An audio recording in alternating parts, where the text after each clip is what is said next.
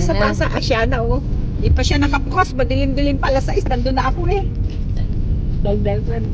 Oo nga, nung nagkuha ako ng passport, basta lahat, tapos nung nagpa-red ribbon ako, di pa bukas siya, nandun na ako, nakapila na ako.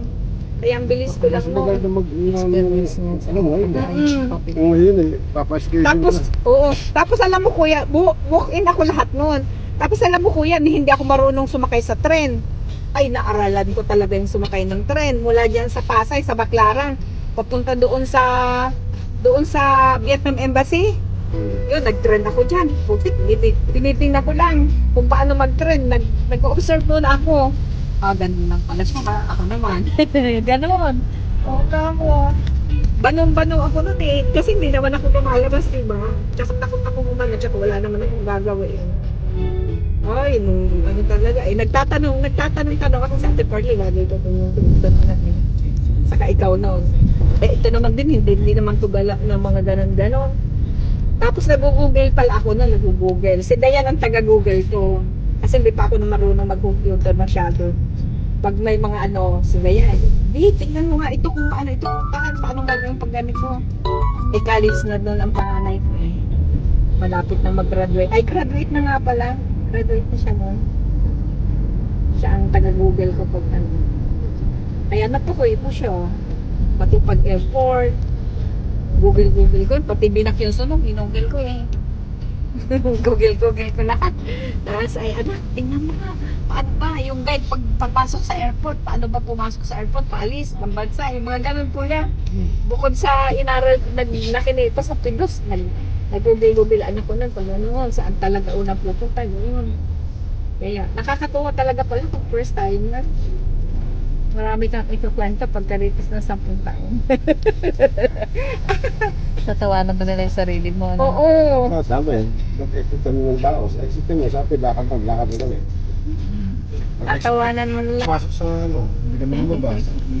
Pagdating sa wala. Nagpatatak lang kayo, hindi na kayo lumabas ng airport. Wala nangyari. Tinatakan na kami sa Vietnam. Dapat papuntakan kami sa Taos.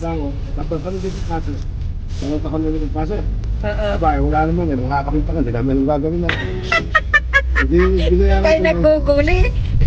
Kung kayo ako naguguli lagi. Binayaran na lang Guguli. Kay Kuya Google. Oo, lagi ako Guguguli nagtatanong daw. kay guguguli. Oo, kaya kahit first timer ko, naguguguli talaga ako. Tapos si anak ko, Ngayon kasi na naman, nagturo din sa ngayon akin na lang. maguguli si Dayan. Ngayon na naman Oo, sila nagturo sa akin Google maguguli. kasi dati wala naman. Oo. Naguguguli ako lagi. Lagi itanong. Basta pag may Itanong mo kay Kuya Google. Tapos alam mo ba si Google, minsan sinagot ako niyan, ang kulit mo. O talaga sinagot niya ako kasi lahat na. Sabi daw kasi pag may hindi ko maintindihan, itanong mo kay Google. Talaga ititype ko. Type talaga sentence. Sentence yung sinulat ko. Ano sabi? Sabi niya, ang kulit mo. Tawa ko ka mo ng tawa noon. Sinabihan talaga ako ng ang kulit mo. Mga teacher na daw ng batang yun, sayang. Gugwari ka naman. Isang pangweba talagang makulit ka. Kasi Oo. pati si Google nakulitan sa'yo. Tapos kaya naman, hindi na masyado ako kay Google, kay AI naman ako.